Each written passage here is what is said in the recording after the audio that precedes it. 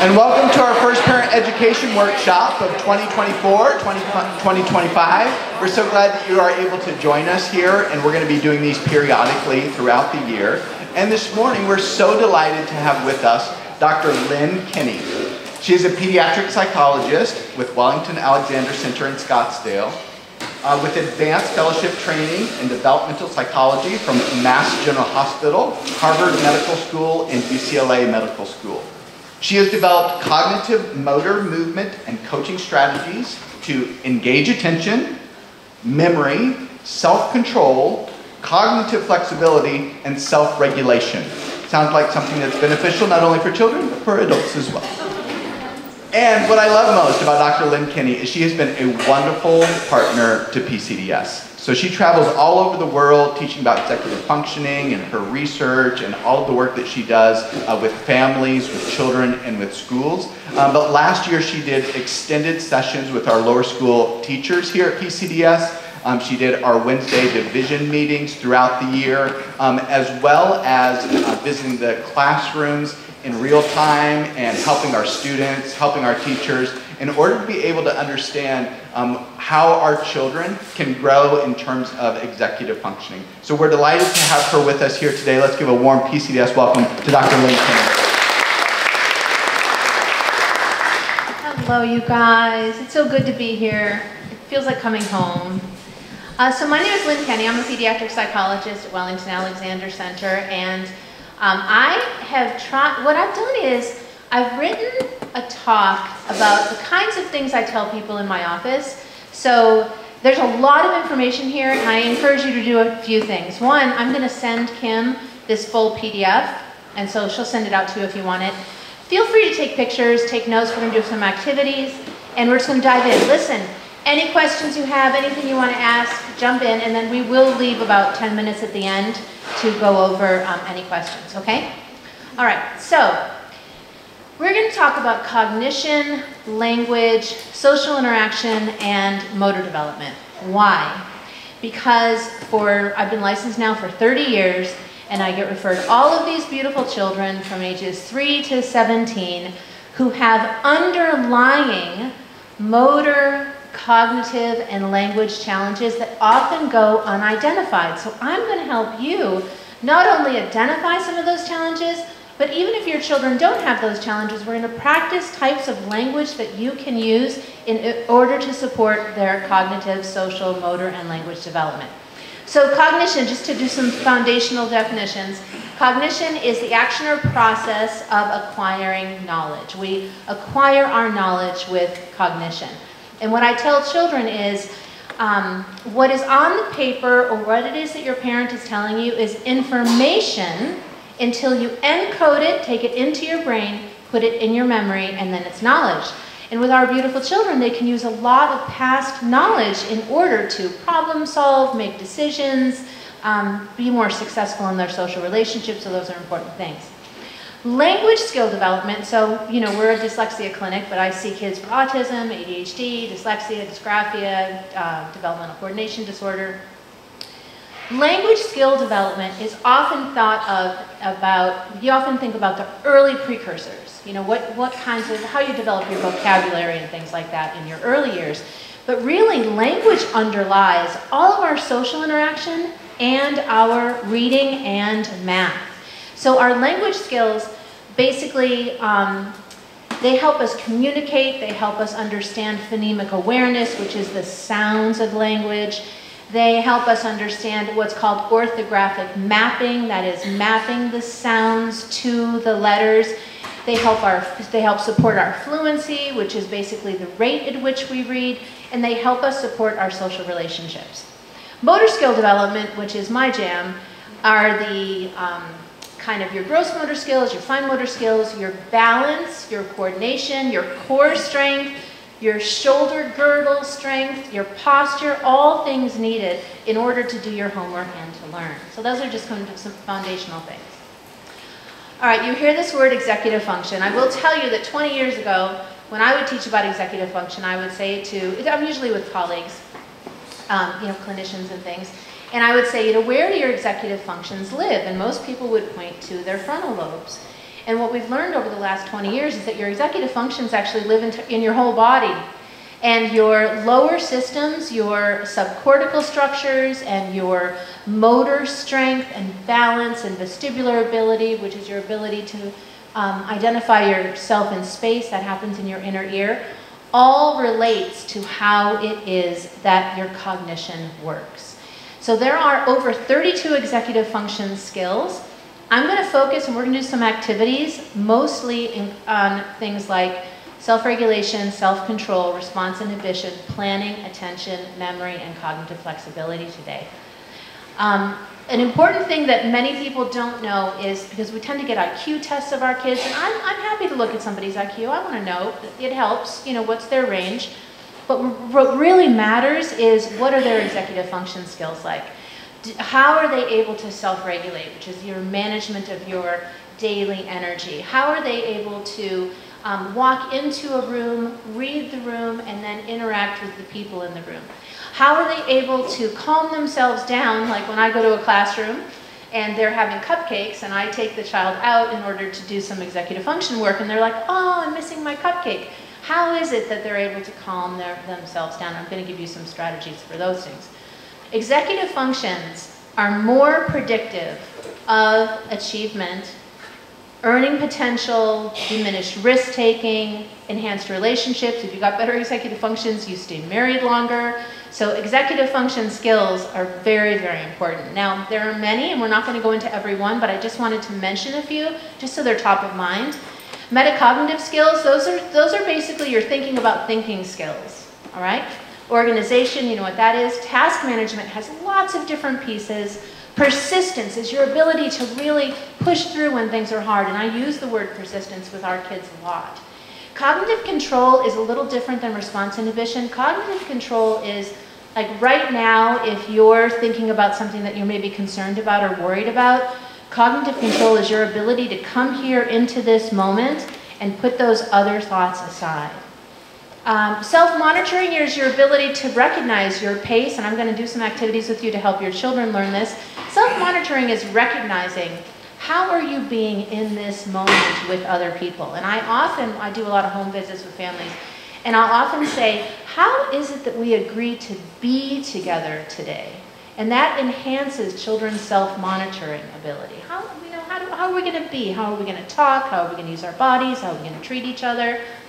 Prioritizing is putting things in order. Time management is a big topic. And then attention has lots of different pieces, but probably the most frequently talked about is focus. So focus is actually your ability to choose the proper or salient object, I say person, place, or thing, of what it is that you're attending to. These are the 5 executive function skills that we build the most. Self-regulation, the ability to manage your internal energy. Having healthy self-regulation skills is actually the most important skill in preschool and first grade, because if you're not well regulated, it's very hard for your other cognitive skills to come online. Inhibitory control is your ability to resist behaving impulsively, and I like to tell children that we all have urges. We all have urges to do things. Grab the candy, grab the cupcake, when they come into my room, it's grab the drumsticks or grab the markers for the marker board. And I say, when you have that urge, there's this space between your urge and the action.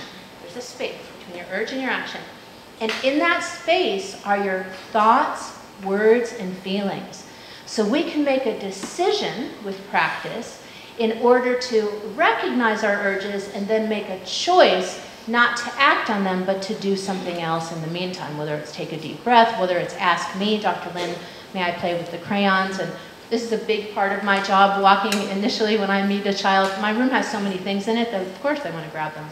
And so I'll walk them to the door and I'll say, let's talk about how we're going to be in here today. That you can play with anything you'd like, but you're going to say, Dr. Lynn, may I this? Because you and I are in a relationship. In order for it to be a win-win relationship, we want to know, what is it that we're going to do in what order together? And that's a nice way too also to get children to make agreements, so that if things aren't going well, if all of a sudden they're jumping on the trampoline but they're not holding on to anything, I can say, oh, well, we agreed that we'd be safe in here, so are you comfortable holding my hands? Things like that. Attention has many parts: focused, sustained attention, One of the biggest challenges, and I just got an email from a teacher in a different state today, she helps her children to monitor drift. So we all drift. During this 45 minutes together, you're going to drift. That is really natural. And I tell the children, it's really natural to drift. The real skill is harnessing, re-alerting your attention, and then focusing on whatever is important. All right, so and the other thing we do a lot is we model this for the children. Oh my gosh, I'm drifting, or oh, I made a mistake, or because that's just all a part of being a human person. Working memory, I already told you my little concept about, information becomes knowledge only when you take it into your working memory. There are 4 different types of working memory, and we can build those usually with different types of digital therapeutics and things like that. And cognitive flexibility is really important as well, because life every single day is not as you expected. And so when things are not as expected, we have to be able to adjust. Oh, I thought this was going to happen. I thought that was going to happen. We have to be able to adjust. And that is what cognitive flexibility is. And when I do assessments, I do executive function assessments at work, I just was telling one of our staff members yesterday, this kid had like cognitive flexibility in 87th percentile, but motor skills down around the 16th percentile. And I said, this child, the challenge, what's hard for this child right now is that they are so smart and they're so flexible and adaptable that they recognize they don't have the motor skills necessary to do what they're doing. So the first point of entry for us is going to be to help this child feel comfortable in their bodies and recognize that they have lots of strengths. I call them superpowers, and we're going to kind of build some of the challenging skills up to what I call the 50-yard line, so that at least they can use those skills in order to exercise all of their superpowers. All right, I want us to feel attention and working memory, okay? So as you look at these dots, the purple dot is your right hand. So face your table so that you go. Beautiful. So the right dot, the purple dot is your right hand, the left dot is your left hand. Whenever we do lots of motor activities and drumming, and I always say to kids, first I say the pace, and then I say to them, okay, now I'm going to follow you, and you set the pace. So we do it like this. It goes 1, 2, ready, go, and then we're going to tap on the table in front of us. Right, left, right, left, right, left, right, left, okay? And then we're going to actually go to another slide that is going to create some interference for our attention and our memory. All right, so we've got our pace. 1, 2, ready, go. Right, left, right, left, right, left, right, left, right, left, right, left, right, left, right, left, left, right, left, right, left, right, left, right, left, right, left, right. Beautiful. Now, your toes are facing forward, right? And they're probably on the ground. I want you to get your toes going. Right, left, right, left, right, left. Very nice. Just tapping. Yeah, you're doing all right. I'm just lifting my toes. Bum, bum, bum, bum, ba dee da bum, bum, ba da da da.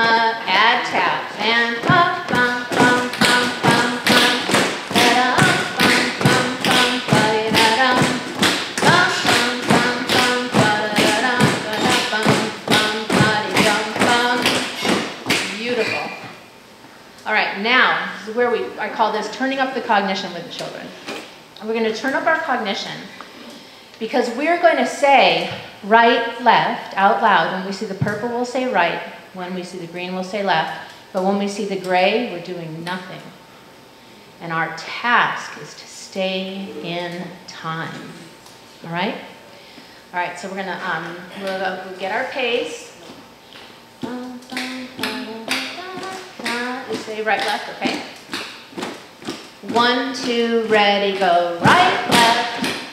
Left, right, left, right, right, left, right, left, left, right. Oh my gosh. Right? Right? Okay, one more. Tap those toes right and left again, but you're not going to switch the toes. They're going to stay the same. All right, ready? Toes. Right, left, right, left, right. This is going to be hard even for me. Okay, we've got the pace. Now we're going to tap. You ready? 1, 2, ready, go. Right, left, left, right, left, right, right, left. Boom, boom. attention? Could you feel the necessity to focus? And then what about your memory? What were you needing to hold in your memory? Yeah, the toe tapping, and then when you're tapping on your right and you're patting on your left, you're like, oh my gosh, lots of cognitive interference. All right. So I just want to say this really quickly, because I'm going to go into so many sentences. That's why I'm going to give you this slide presentation, because I'm not going to say every single sentence you can use to support cognition and motor movement. But this is very important for us to know. Self-regulation supports impulse management and cognitive control strategies. So what I'm saying here is none of these things live alone. When I see a child and they've got a communication challenge, or they've got autism, or they've got an attention challenge, you know, these are neuro-uniquenesses that are most often passed down genetically. So I want to know, well, what other players are on the field, right? Like life is a football field or a soccer field, and I want to say, well, is your focused attention having a challenge? Is it you're selective? Are you drifting? Are you listening to extraneous noises? There's all sorts of things you want to know. And these are the two slides that kind of tell you how important these are in everyday behavior and how much they're related with one another. So patterning, we just did a pattern. Right, left, right, left, right, left, right, left. That's a pattern. When we add one pattern with a different pattern, that's a sequence. All right? And sequencing and patterning absolutely underlie reading and reading fluency. Working memory aids children in holding information long enough to turn salient information into knowledge. And I tell the children that attention is your window to memory. If you're not attending, then you can't encode into memory. And I have activities that I do with the children where I say, you know, have you ever lost everything? Or have you ever put something in the wrong place? And they're like, well, yes. And I say, well, is that your attention or your memory? And they always say it's my memory. But really, it's your attention. Because you have to attend to, you know, where did I put this bottle of water? Where you have to attend to what it is that you're taking action with. Cognitive flexibility supports children in their ability to adapt to changes in expectations, rules, and priorities, and this goes on all day long. And then executive function skills overall support all of these coordinating reading processes, including decoding, which is taking sounds apart, encoding, which is putting sounds and words together, retrieving information, which is pulling it out of your mind, supporting mental imagery.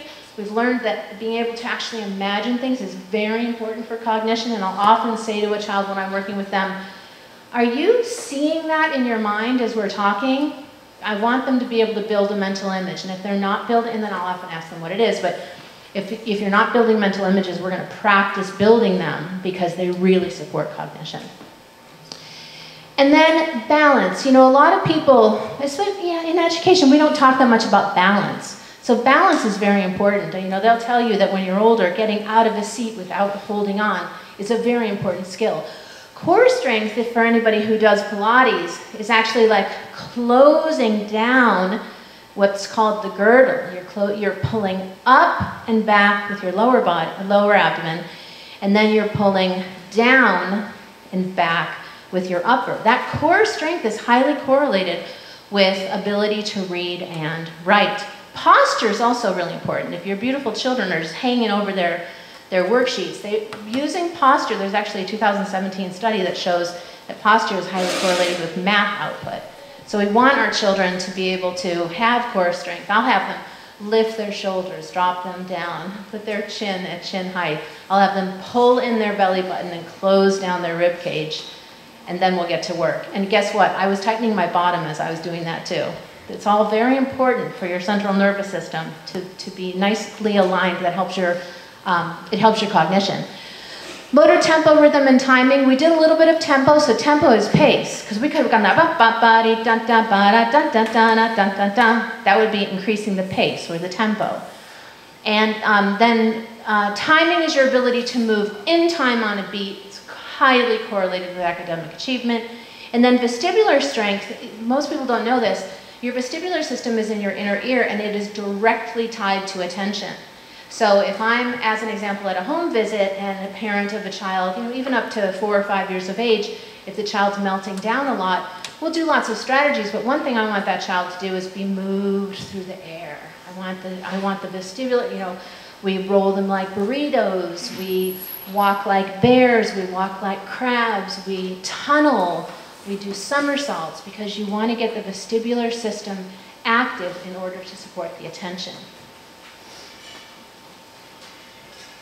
All right, this is technical, but I just wanted you to be able to see a few things, and then we're going to go into the different words and things you can use to support your children's attention and all the skills. So I use a lot of metaphor with children. I'm really big into teaching children about their own brains. I say that executive functions are cognitive skills and cognitive skills can be learned. And so I want the children to be able to coach themselves around their executive function skills.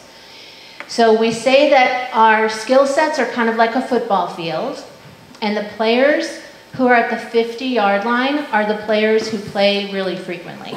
They've got enough skill that they play frequently, and that's awesome. If they're below the 25th percentile in terms of their skill sets, then they're sitting on the bench. And I want to bring those bench players to play in the game. And then sometimes there are players that are maybe at the 85th or 90th percentile, and they might be pulling the other players along. And so I want to make sure that they're using their skills, but they're just like we do at PCDS, they're supporting their peers. So when I draw a picture, this is just reinforcing what we said earlier. When I draw a picture after we've done an assessment on a child, now this has OT in it, it has cognition, and it has language. When I draw a picture for, you know, a child or a parent, I want them to see, well, that this 100 is the 50-yard line. So any skills that are there, those guys are playing. But if these guys, in this case it was focused attention, attention to details, non-word repetition, that is repeating words that are not real, that's very important in terms of phonology. RAN, which is called rapid automatic naming, that is naming objects or colors or numbers quickly and fluently, or phonology, and that is understanding the distinct sounds in language. If those are not at the 50-yard line, then they're going to be pulling on some of the other skills, and we need to try to help those players get into the game, okay? So this is a teeny deep dive, but this is a picture. This is not a real person, but it is a variation on children that we see. You can see that this child is doing fine with their motor balance, core strength, and motor planning. They really don't even need occupational therapy. But do you see that working memory? This is a profile I see a lot in dyslexia. Their working memory is pulling everything along. So this is a child who maybe at 9, 10, 11, even 15, 19, may come in reading, but they're using their memory to do it, which is a recipe for disaster, because one thing is they don't know it. What's weird is if I am inattentive and I put something somewhere and then where did I put that? I recognize that I was inattentive or that I misplaced something. But your phonological loop in your brain you're not conscious of it. You don't even know that it exists. So you have no idea that your working memory is pulling, it's like the train engine pulling all the other cars along, until you get with an expert and they say, oh my gosh, you know, the phonological parts of your brain, they're just not hooked up yet. Let's hook them up. Let's do all sorts of repetitive activities, and bam, those will go up. So this is like a child who would have probably attention deficit and dyslexia. And then the next, I see this a lot too. The executive function is all just working fine, lots of attention, but the child is having a lot of motor challenges, and often we see receptive language that's really high because all these beautiful children are very smart. But again, the non-word rep and the RAN and the phonology are really low. So this is a child who has probably a developmental coordination disorder and dyslexia. All right, so I mentioned this term RAN. What is RAN? We're going to practice RAN really quickly, just again, so you can have the experience of what is RAN. Okay, so let's all stand up.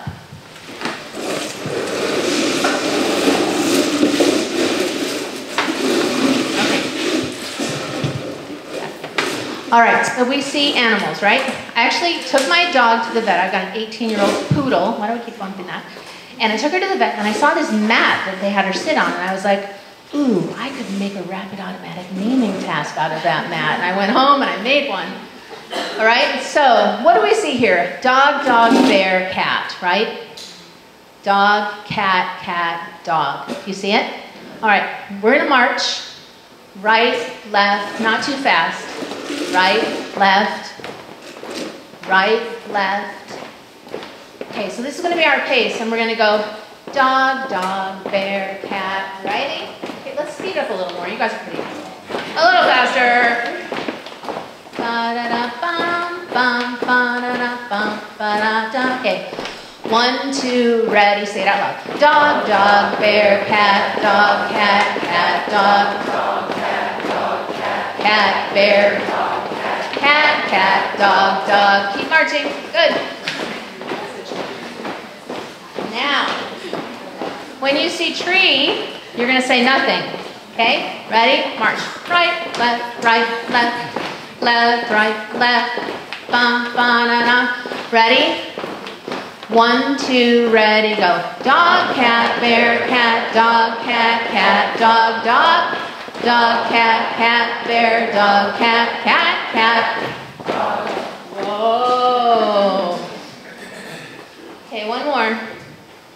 So anytime that we're layering cognition over motor movement, then we can either turn up the cognition, which we just did, or we can turn up the motor and the cognition. So now we're going to turn up the motor and the cognition, okay? You're going to say nothing on the tree, and you're going to clap on the soccer ball. All right? Ooh, ooh. We're going to start marching on our left foot. Okay? Ready? March left. Left, right. I don't even know if I'll be able to maintain a left-right march. Ba, ba, da, da, da, buddy, da. 1, 2, ready, go. Dog, cat, bear, cat, cat, cat, dog. Dog, dog, cat, cat, bear, dog. Cat, cat, dog. Yay!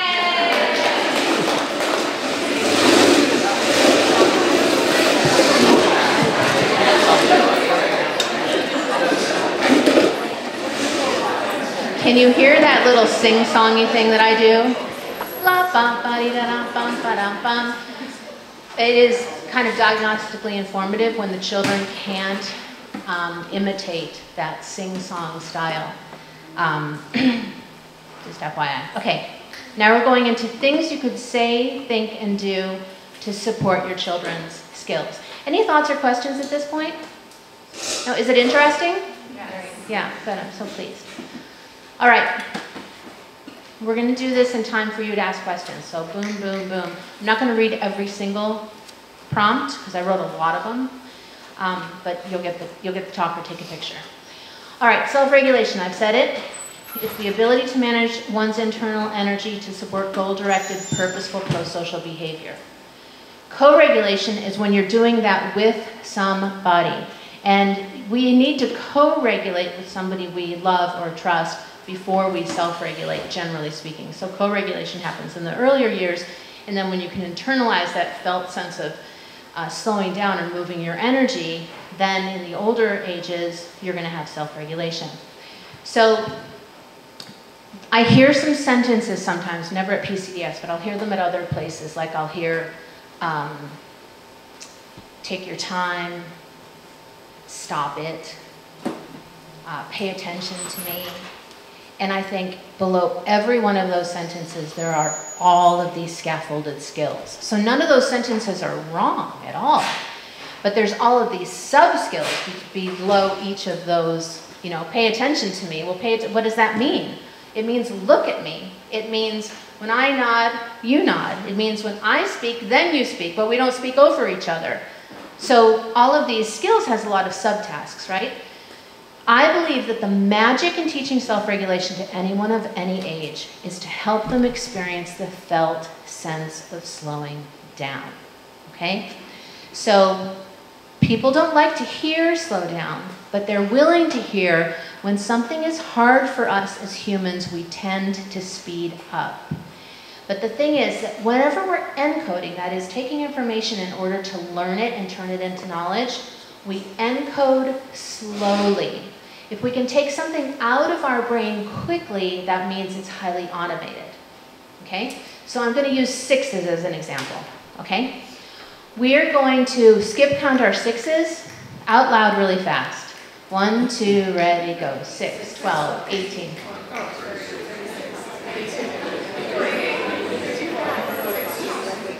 Okay, so when was the last time you said your sixes out loud? Right? 3rd grade, 4th grade, okay? So that means that unless you're a teacher, you might know that, but for most of us, when you go to like this event, you don't go, okay, I've got 6 people sitting here and 6 people sitting here. You say there's 2 here, there's 2 here, there's 2 here.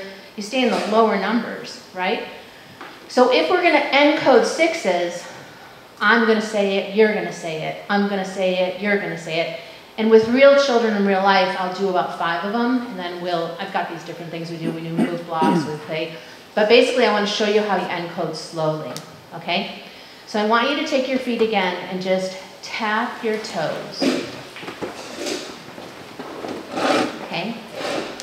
1, 2, 3, 4. 1, 2, 3, 4. Feel that? Okay? I'm going to call that quick, even though it's not that quick. Okay? This is a quarter note. Now we're going to do a half note. Ready? 1, 2, 3, 4. 1, 2, 3, 4. 1, 2, 3, 4. Beautiful. Now we're going to keep those going slowly, right? Half notes. Boom, boom, boom, boom. And I say 6 and you, ready? I say 6 and you say 6. 12. 18. I don't know what's next. Is it 24 already? Oh my gosh, okay. 6. 12. 18. 24. 30. 36. Okay, we're going to stop right there. Good. Now we're going to do it together. 6, 12, 18, 24. Beautiful. Okay. All right, for all the brains here that are going bug, ready? Just to 30, ready? And 6, 12, 18, 24, 30. Okay, now, so I literally will have a child leave my office and I'll be like, this is your task. As you're walking up the stairs this week, you're like 6, 12, 18, 20. They gotta move it, you guys. We don't really, most of us don't learn sitting down. Okay, so you're gonna encode slowly. I might bounce a ball with them. You can do that as well. Then, when we know that we have encoded it, we can pull it out quickly. And I think we've learned this, right? Because we learn quickly here. Bum, bum, yeah, quickly. Ready? We're going to go 6, 12, 18. 1, 2, ready, go. 6, 12, 18, 24, 30, 36, 6, 12, 18, 30, 36. Whatever it was. You get it. So, isn't that cool? All right. So it's very important. So when your children are writing too quickly, I've got sentences that I say that move around the defensive brain. I'm going to skip this. You can have it. People generally don't like to be the target of attention. So there are ways that we can use language. Let's say it's math or reading. We can use language. It's called declarative language. And if you're really into this, there's a very good book called the Declarative Language Handbook. It's very small. But when I demand something of you, or I direct instruct you, and you are not very good at something, what part of your brain do I activate? Yeah, defensive, the limbic system. All right? So your limbic system, which is in the center of your brain, and involves your defensive structures, but it also helps you fall in love. We love our limbic system. We call it the caveman. But if I ask you to do something that's hard, and I demand it of you, you're like, caveman, raise your club, it's hard. We want to avoid that. And the way that we avoid that is by using declarative language. So we can say things like, I see, it looks like, I notice, it seems, I wonder. All right? So I'd like you to read these sentences and see if there are any up here, any declarative language sentences that you could use in your life with children that would, you know, move away from making them the focus and create this space of wondering aloud so that they can now respond. What sentences, what beginnings could you imagine yourself using? I wonder. I wonder if it's time to go outside. I wonder if it's time to put away the toys. I wonder if it's time to put a coat on. I like I'm feeling like, too. I'm feeling like it's cold. Yeah. I'm feeling like those dishes have been sitting in the sink a long time. What else do you like? What about I noticed? Yeah, I noticed. It seems like we're getting frustrated, right? To see how much better that is than whatever, I can see you escalating or you're making me mad or all the other things we say, you know? All right, so declarative language, very important. Then, oh, more. More. I'm needing. Listen, everybody wants to help, so I'm needing works. And I really use it when children are really complicated. I'll be like, oh, I'm needing, you know, or can you help me? Everybody wants to help, and so they're like, oh yeah, okay, what is it that you need?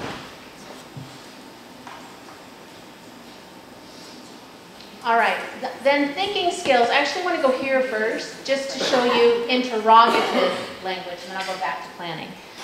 So interrogative language says, these are questions, interrogative, says, let's take our time and think about this, okay? So the questions are things like, well, what will we do first? So the children are doing too many things at one time. Well, where are we? What are we going to do first? How will we know? How are we going to know that? Do you use any of these sentences already? Could you see yourself using some of them? If we're going to do X, what are we going to need? I'm going to make chocolate chip cookies. Where are those chocolate chips? You're just appealing to the thinker in the brain when you ask these kinds of wondering questions, okay? Skittles is a dog. What do you think Skittles is going to do if I leave the water bottle on the counter? All right, if I do this, what's going to happen? All right, I just want to tell you the fast story of the backfire. So I'm in my kitchen, I'm making chocolate chip cookies, my kids are little, my daughter, they're 23 and 25 now, and Alexis is about 8, and she comes into the front hall, and I can hear her in the kitchen with her friend Clara. She goes, oh, Clara, I forgot to tell you about my mom. And Clara's like, well, what about your mom? And she goes, she teaches neuroscience, but she's really not very smart. Because I ask all these questions. Where do I find this? Where do I find that? Oh, God, I can't remember. Where did the pillows go on the bed? But it makes them think. All right, just back here. Let's think this out. Let's make a plan.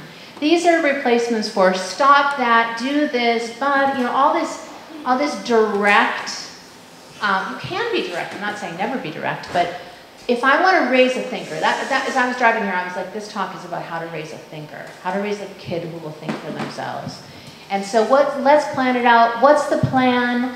Let's take our time on this one. We could slow down for this part. You could even say, can you slow down for me on this part? You know, so you're doing math or something. Can you slow down here to help me with this? What are we going to think? What do we usually do? What should be different this time? Like, you've got a series of moments where you're trying to get the child to do their homework and it's been chaotic and they're filled with avoidance. What's going to be different this time? Oh, you're going to use the bathroom, we're going to get a really yummy snack, and oh, we're going to bring our tools for that homework to the table. I love it. That is all planning, and planning is cognition.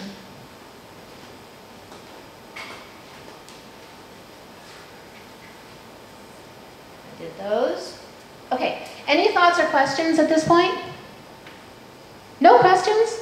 Because I'll keep going. Okay. All right. Now these are a few very specific skills, okay? attention. So I told you that attention has lots of pieces, and when children say to me, I'm like, you know, I say to them, how come you brought your mom and dad to my office today? And they'll say, oh, I have a problem with attention. And then I'll be like, well, what kind of attention? And they'll be like, I don't know. And I'll say, well, what part of the attention cycle? And they'll say, I don't know. And I'll say, want to go to the marker board and we'll figure it out?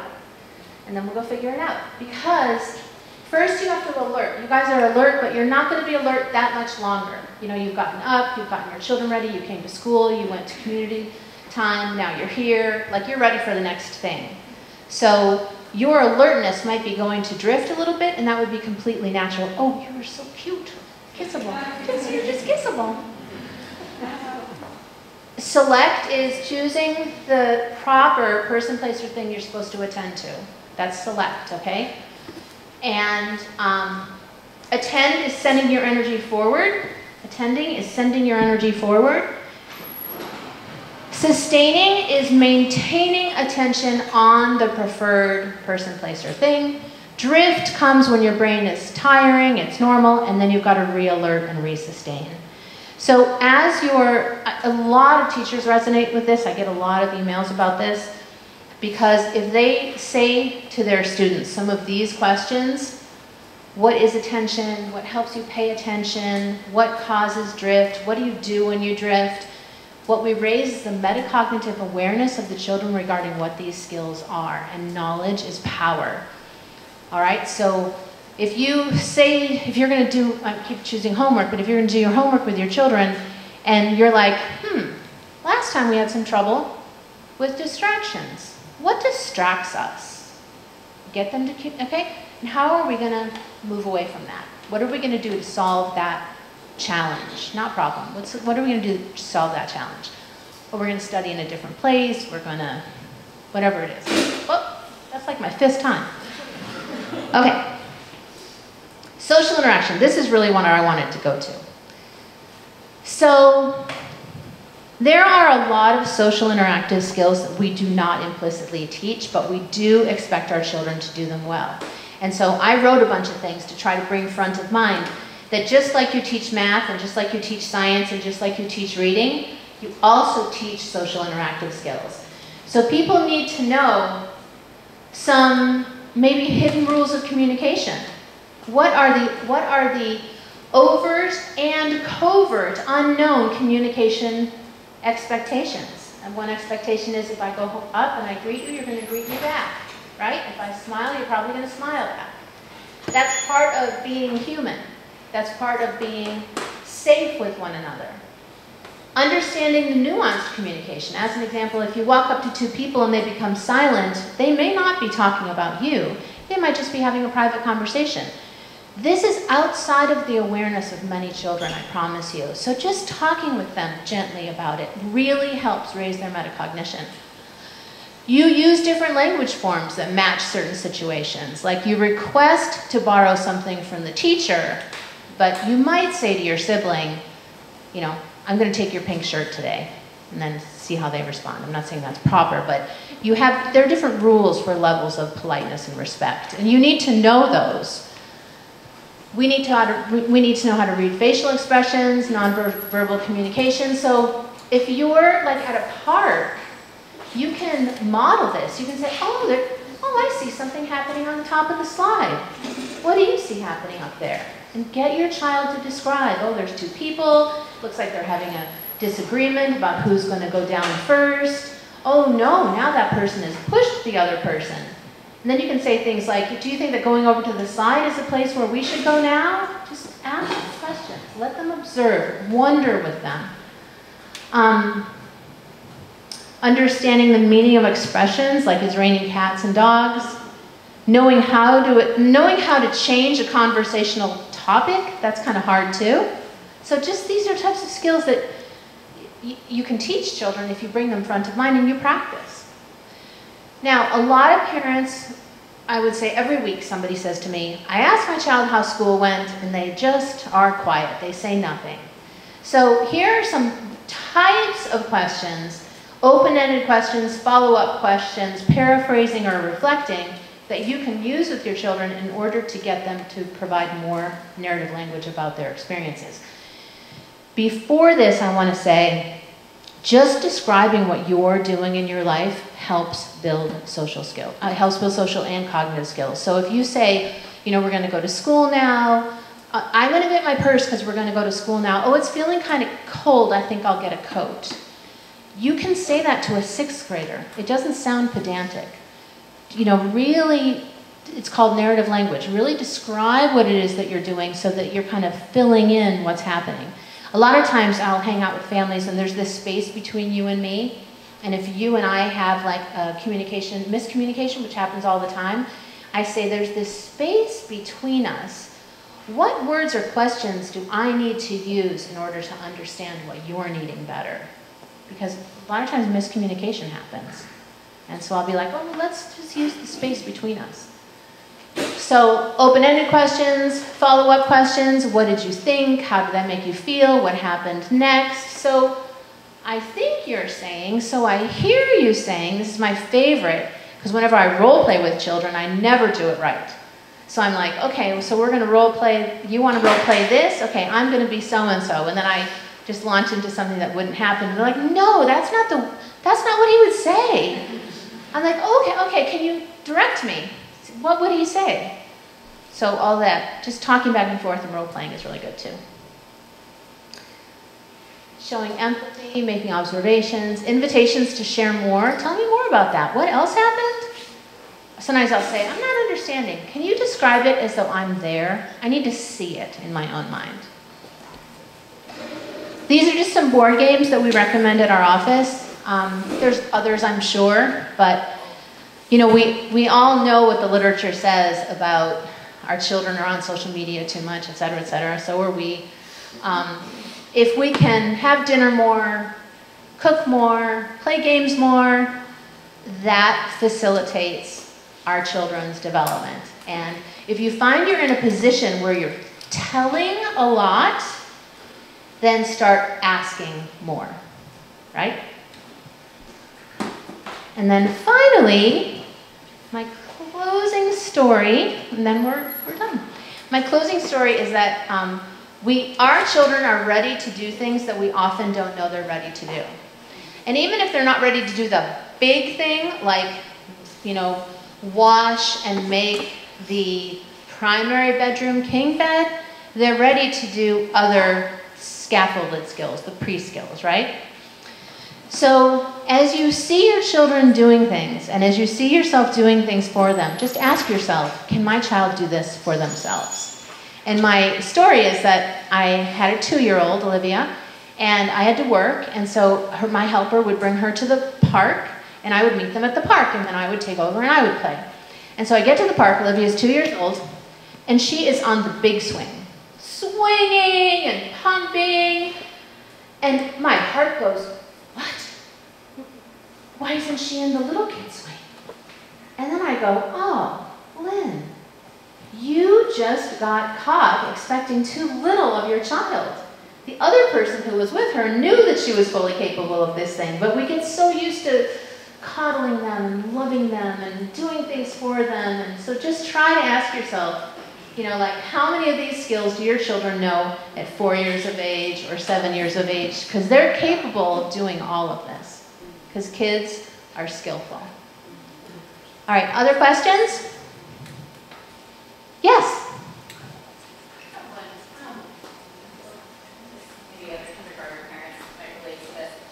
So our son just started kindergarten, and we're a few weeks in, and we notice that it feels like his attention is so tapped at the end of the day. Like he's putting it all into school right now, so then when he comes home, a lot of his normal behavior is kind of missing right now. It's like he's not listening to us, sort of. And I'm just wondering if you have any advice for that, or kind of what buckets you think. Well, first, I think it's beautiful that you're noticing that developmental change, because that's really, really common, where the children, they behave really well at school, they use all their attention skills, they use all their cognitive flexibility. So what I like to think of is, when the kids get home, I like to think of a refueling time instead of a doing time. So I literally have gone into families' cars and made their car seat a nest. And I say, here's the little blanket, and here's the little birdie, and when your child comes and gets in, They can be in their nest, and you can play some nature songs or whatever, and they can say whatever it is that they want. They can be a birdie, or they can be whatever animal they want. So I would just think of it as refueling time, and think about the ways in which your child can refuel. So they need rest, they need food, they might need to change their clothes. Sometimes just cleaning up and changing your clothes kind of gives you a little lift. And then regarding expectations of them, if you give them time to refuel, and I will say, I think we need to refuel. You know, just like we put gas in the car, we need to refuel our bodies. Will we have some yogurt? What's your choice here? Would you like to have some yogurt? Would you like this? Would you like that? And I wouldn't ask a lot of them until they have about 45 to 60 minutes of refueling. And then I really, really, really like playing on the floor as the movement out of refueling, or kind of the transition, because when you have a whole family playing on the floor together, whether it's building or doing puzzles or, you know, whatever it is, you're having like this nesting connected moment before you go into, now we're going to set the table, or now we're going to do this, or now we're going to do that. Yeah. And then I do have kids who are the opposite, where they need to get their energy out. And for those families, we have like a list of activities they can do. Like one of my favorite things is having the trampoline that children can hold on, because trampolines give your body a lot of proprioceptive feedback, and that calms your central nervous system as well. Or even like getting on the ground, because when you put this part of your body against the ground, that's grounding too. So just saying you're going to make snowflakes, or I'm going to wrap you like a burrito, for the kids who need to move in order to calm themselves down. Yeah? Yeah? You mentioned the concept of cognitive flexibility, Mm-hmm. and I'm kind of curious to hear your thoughts on, how much of it is innate temperament, and how much of it are skills that can be taught to improve cognitive flexibility. For example, I have one child who, from birth, seems to just have innate cognitive flexibility, go with the flow, and less so. And so, what are ways that as To parents build or as a cognitive family, we can So first of all, these cognitive skills are very biological. Now that doesn't mean you can change things a lot. Like they had a lot of professional intervention, but I have had kids that came in with cognitive flexibility in the 4th percentile and left at the 70th. So do not believe anybody that says these cognitive skills cannot be improved. You can even move IQ 15, 20, I've seen it move 30 points. So the answer is, when you have a lot of flexibility, do you remember Macaroni Grill? Does that still exist? Or those placemats where you would draw on the placemats, right? You would say 1, 2, 3, 4, 5, and all of a sudden you'd get a lion. That's the way the brain is. And it's in somebody who's got good executive function, including cognitive flexibility, their brain is going 1, 2, 3, 4, 5, 11, 17, 18, 19, 20, 21. Somebody who doesn't have a lot of biologically built executive function, they're just jumping all over the place. So in order to build cognitive flexibility, you want to be able to increase planning and future vision. Because what limits cognitive flexibility is perceived loss. So we are inflexible when we are thinking that something's going to happen and then things don't happen the way we planned. That's generally what makes us inflexible. I was excited about this, I was excited about that. That is the neurotransmitters having trouble on the placemat moving to another number. So if you practice empathizing, but also using future thinking, then the children can build a little bit more cognitive flexibility. So let's go for a really clear example. Do you have an example of a moment when somebody would be inflexible? Well, I mean, kind of like you're talking about how, like if the disappointment of loss, or just like, or even, so that's more of like, like a loss, or just even like a task, like you write something and you wrote the A backwards, right, the line went the other way, and it's just like, instead of let's just erase it, and we'll do it over, there's like this intensity about that. So one, I would role model doing things incorrectly. I put the forks down and I forgot it. They weren't the knives. Just modeling a little bit about that. And then before they go into the activity, we say that there are lots of different ways to approach things, and it may not always be as you imagined. And that's not only okay, it's kind of fun. So if they draw something incorrect, well, it's easier for a therapist because they're not going to push me as much. But if they draw something incorrect and I start to see them go up Agitation Mountain, I'll say, you know what? I think that looks like an animal. Do you mind if I add to this? And I'll put a little mouse thing on it. I'll shift them back into cognition because they're in the limbic system. It wasn't exactly what I wanted it to be. So shifting them out of the limbic system into cognition. You know, oh, an A. We're talking A's? A is for apple. What else is A for? If we're going to bring A's on our trip, what are we going to bring? And then get them to name something else, and then say, okay, now we're ready for another try. Should we give it another try? Yeah, actually, that's a really good point. Is that's what it is that they're stuck in the. They're stuck. Yeah, they're stuck. Yeah. Thank you for that question. Okay, I will stay for questions, but I know that it's 9:15, and I know that we're done. So I'm going to stay, but you guys have a beautiful day.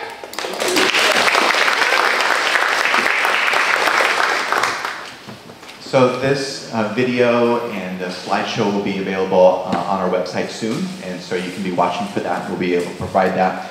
And executive functioning is such an important part of what we do here at Lower School at PCDS. And like I said, Dr. Kinney has been such an integral partner in helping inform what we do. And so we provide feedback on the report cards on executive function skills every trimester. And she has helped contribute to the definitions of those, as well as giving us guidelines of what the teachers should be looking for at each grade level. And so as you continue to have a lower school PCDS experience around executive functioning, we're continuing to see her thumbprint on what we're doing here, and certainly appreciate her partnership around that. So thank you, Dr. Kinney, for being with us.